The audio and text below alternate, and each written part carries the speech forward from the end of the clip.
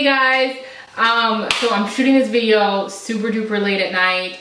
I just had to quickly do my hair real quick, so I hope it don't look too crazy, okay? Because it was in my pom-poms. That video will be out in a yeah, sorry. I'm gonna keep this, I'm gonna try to be concise here, folks, okay? All right, so as we know, as you saw from the title of the video, Leslie Jones's website was hacked. Leslie Jones is an actress most known for her role in Ghostbusters most recently, and also on Saturday Night Live. I think she's done some commercials. So her website was hacked this week, and you know, folks, I think they use like racist terms about her on the site, on her personal website. They put her naked pictures on there. They put a picture of a gorilla in place of her face. They put her passport, her license. I mean, just disgusting, right? Just disgusting. And I think collectively the world was horrified. I don't think there's anyone, black, white, whatever, if you're like a normal, you know, feeling human being that heard about this and saw this, that didn't feel immediately horrified that someone should be so viciously attacked. And Leslie has been vocal in the last couple of months about, you know, racism that she's experienced on Twitter, the hatred that she gets, and then also the fact that when she was trying to go to the premiere for Ghostbusters, she couldn't even find a designer who would give her a dress. Just not cool, right? So she's been kind of vocal about that stuff. I do have to admit to you that Leslie's humor is not my favorite. You know, it's not my favorite. I've seen some of her work, I've seen some of the sketches that she does, and to me, a lot of it is poking fun at her appearance and her features being a black woman. And she kind of, it's like she kind of plays on the stereotypes that exist against her as a black, darker skinned woman, and no me gusta, I don't like that, you know? But aside from the fact that I'm not here for her humor, I just felt very much that she, you know, for me, it felt as like another example of the weight that is on the shoulders of women who look like me, who looks like Leslie, in terms of being a dark-skinned black woman who, you know, a woman who, I don't possess any European features, like not a one. And so I am everything that people kind of don't, you know, historically have not liked.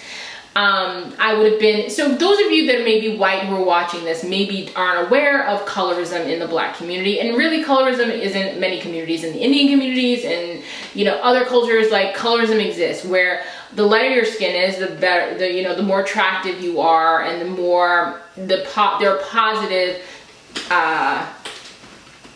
the more people feel more positively about you. And back in the slavery days, people who looked like me would have been tasked with jobs that were out in the fields and so forth, picking cotton, sugarcane, whatever. And the people who were lighter skinned, who were maybe mulattoes or just maybe naturally had lighter skin and more European features, they would be placed in the actual houses to be house slaves because they had a appearance that so these Europeans came, you know, slave owners, whatever, they created this division, like, you're lighter skin, you're more attractive, you're darker skin. So we have adopted that, and it exists even to this day.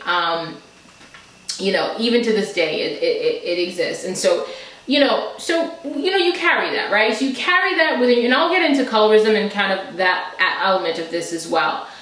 But to me, the thing that happened to Leslie, and it just awoke all of that for me. It just reminded me of the many, many ways in which, and that's overt racism, you know, and I think if people understand that you can't go around calling people the N-word, you can't go around saying people look like gorillas, you can't go around and kill people in the street, and like, that's not cool. Like, I think people, for most of us, liberals, whatever, we can appreciate that's what racism is. But what I want to talk about is the stuff that you know, not getting your website hacked and having people call you the N-word all the time. It's like the other ways in which these instances occur, and they change us as black women, or as a black woman. It has changed me and my perception of the world. And I'll give you examples of corporate America or the corporate world or what have you.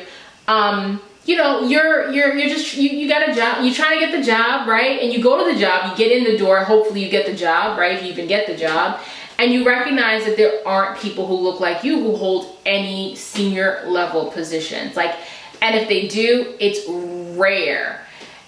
And what's even more rare is finding those women who look like you, who hold senior positions that you aspire to, who kind of want to take you under their wing and help you along. So that don't even happen either. There's no sister girl love going on for the most part.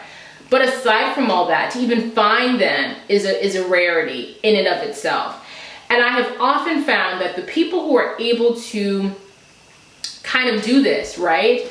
They're able to get these more senior positions, have gotten them by befriending and making at ease the superiors, who happen to always be white for the most part. And so if you have the ability to disarm the white man, you're able to, and if you look like me, you may be able to rise up, you know, you may be able to do that. But if you don't have that skill, you know, if you do not possess the ability to disarm the white man, because honestly guys, like what you see here on YouTube is legit me. Like I can't fake stuff. Like I can't lie, like I can't fake stuff. Like I just can't do it. And so if I'm gonna go to a job, I'm not gonna pretend that I'm less knowledgeable than I am, or that I'm not confident, or that I'm not gonna do that. But that's what some of that takes. Like you have to make these people feel that at ease with you, and they're not going to naturally feel at ease with you. And you know when someone's not at ease with you, you know it. So that's you know, regardless of race, you know that.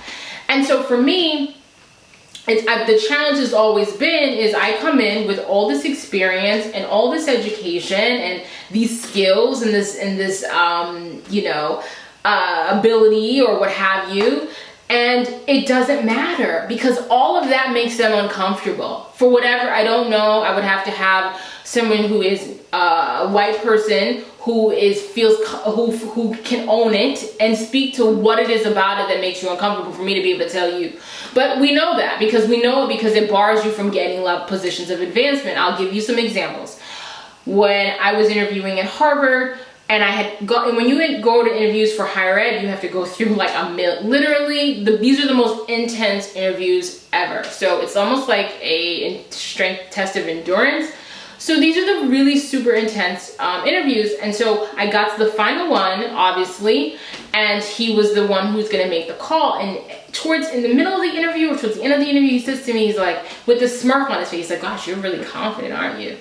And I could tell he wasn't happy. I could tell it wasn't a compliment. But why wouldn't I be confident? This was a job that was beneath me in terms of education, in terms of responsibility. Like, this was a job a trained monkey could do. So there was no reason for me to go in there and not present myself as confident. These are the things that you would want. These are the things that if I were a white man walking up in there, he would have loved. But as a black woman, there's still a perception that we are servants and that we should present ourselves with that kind of energy. And if you don't present yourself with that kind of energy, it's not well received and they're uncomfortable, and it just makes them feel, I don't know if, like, you gotta think it's gonna be another slave revolt. Slavery's over. We can't revolt. It's over. I don't know. But that's one example. But what that does is it chips at you. Do you understand what I'm saying? It chips at your perception of the world. It changes your perception of the world, and it puts a weight on you. And every time it happened, there's a weight on you. Do you get what I mean? Like, I was 8 years old when someone said to me, gosh, you're really dark skinned, or you're really black. No, I was 8 years old when another little girl said to me, gosh, you're really black. This is why we don't like you here in this. It was like a dance class, like a ballet class, and this is why we don't like you here, is because you're really black. And at 8 years old, I started to get it. Like, I can't even have my childhood be free and happy and whatever. I gotta have at 7, 8 years old, somebody telling me I'm black and folks don't like me because I'm black. That was my first time, 8. And then again, so you carry this with you. So you have to appreciate the sheer energy it takes to get in the world and engage when there have been so many instances of people who don't look like me not being happy with me simply because of the way I look.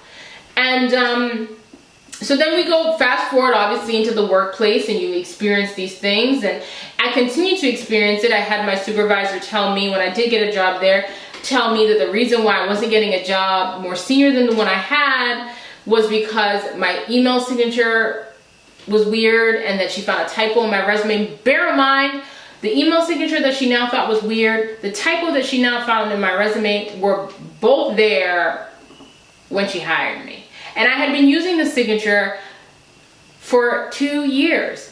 Now, if you are my supervisor and you see me doing something that's not appropriate or that's not in the style of what you want at your place, isn't it your job to say, hey girl, change that. We don't do that here. Like, do you get what I'm saying? Like, these were just some BS reasons. And so I'm walking out of this meeting that I requested, by the way. I requested a meeting with her to understand why I had not been granted an interview. I'm already a candidate at this job. I have the qualifications for the role. I should have been given an interview as an internal candidate. The fact that I wasn't, I was like, I didn't get it. So when I asked her, she told me this was it. Your email signature and the one typo on my resume. Both of them I've been using for the past 2 years. One of the signature and the resume was the same resume she used to hire me. I didn't change it, okay? I didn't change it. My experience, I mean, I added my current job, but I copy and pasted that from the description that she sent. So there was nothing on there that was like, so again, it wears at you. It's another instance. It's another instance. The fact that in this job, in this department I was in, that there were, you know, a group of, and I shared it with, and everyone in my department was white, of course. Like no one looked like me. And the three girls who were in my unit but sat across the way would routinely like get together and have lunch together. They would walk together to the company meetings. And I'm like, we all go to the same meeting. Can I get an invite? We're all the same age relatively or from the same generation. It just felt like, okay, you know, why? We're all young women. They were all stylish. We have fashion. Like we'd so much that on a surface level in common that we would have felt like you would have thought that, you know, so these are just another like little, they may seem petty, but these micro aggressions become macro aggressions. Do you get what I'm saying? And so for me, it changes it's a weight. It is a weight. So when this hacking of Leslie Jones's website happened, for me, it's like, white America doesn't want me here. Again, I start to feel a little bit at ease, and then I'm reminded again, you don't want me here. Because you have to appreciate, if you're white and you're watching this, you have to appreciate what it feels like. Here you are, you have all of the ability in the world to walk, right? You can walk. Your arms work, your legs work, your back is fine, your mind is fine, and you just want to walk. But something's holding on to your feet. Like these fucking shackles are still there, and it's been hundreds of years. So people want to say, oh, slavery's over or whatever, and like anyone who says that obviously has no understanding of what happened after slavery to say it was over 300. Like, you've got no one. I mean, Jim Crow was not that long ago. In fact, schools in Boston were only desegregated in the 70s, and they're still very segregated depending upon where you go. Boston itself, to me, the city is very segregated, period. And so anyone who would say that, you know, listen, when slavery ended, it didn't end, clearly. And I think that the solution, not the solution necessarily, but then we gotta add insult to injury, because finally we have the man holding us down or preventing us from rising up and getting more senior positions, and take away the corporate element of things and not being able to get the money that and so this is, people say things like, you know, black people don't have as much money as other races, and we are struggling, like, I mean, if we could get some of these jobs, like, we have the skills, we got the education, whatever, but folks don't want to hire us because they fear us. I don't know. And, you know, if that wasn't the situation that we often found ourselves in, yeah, a lot would be different. But to add insult to injury, we are also faced with women who look like me. You know, we're also faced with colorism within our own communities. And colorism, you know, like I've mentioned to you before, is about the idea that the darker the skin, the, you know, less attractive, less appealing you are, whatever. And that exists within our own community. I mean, when I was in college, there was no shortage of guys who wanted to sleep with me. No shortage. But there was quite a shortage of guys who wanted to actually be my boyfriend, who actually wanted to present me as a girlfriend and be seen in public with me. And that was not, ask any dark-skinned girl, ask them. It's not uncommon. And these are from black men. And so, yeah. And then I had one guy tell me in college, this guy who I thought he was super cute. He was a freshman and I was a senior, so it was like a scandal, right? For me to even think he was cute. I was not trying to date him, hello, okay? I was graduating, it was not dating, but it was like, oh, this is a cute guy, whatever. And in fact, my other girlfriend, she actually thought he was super cute too, and we would giggle like, oh my God, we called him the freshman. I had no idea, I don't know his name, I never knew his name, I was not interested in his name. Long story short is we're at a party, he's there, I'm like flirting, because why not, I'm cute, I can flirt. And he says to me, he's like, oh my God, you are so cute, but I don't date dark-skinned girls. And I'm like, nobody was trying to date you. Nobody was trying to date you. But I was embarrassed because especially with my friend there, we had both been like, oh, he's super cute. And she was a lighter-skinned girl. Not that he didn't date him. I mean, he was whatever. But frankly, I don't think he dated black women, period. Light-skinned, dark-skinned, whatever. Fine. Okay? But it weighs at you. And so when people say we're moving forward, you see Lupita, melanin on fleek, it's all lip service to me because we've had hundreds of years of colorism. One of the first videos outside of Michael Jackson with, I think, Naomi Campbell was in his Liberian Girl video. Outside of that, I rarely saw girls who look like me in any music videos. And Naomi Campbell, hello, she's exceptional. Like I would see very average looking, you know, lighter skinned women in videos. Not that videos are like is the measure, but just to give you an example of how we were just the erasure of women who look like me that happens in the media. And so, you know, I remember it was like, I think Pharrell had a video with a dark-skinned girl and it made my day. Like, it made my life. Like, okay, like, I was like, oh, this is so cool. Like, we're here, you know?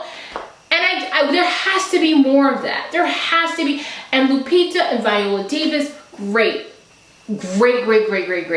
But there's beyond that, all this melanin on fleek, like these hashtags, they don't mean shit until I start to see women who look like me holding positions of management at jobs. Until I see women who look like me being the ones interviewing women for jobs. Until I see people who look like me advancing really in all, not just job, politically, everywhere. Like I want to see more people, because we're here. It doesn't have to be like 1, 2, 3, 4, whatever. I shouldn't be able to count them on one hand. It should be normal.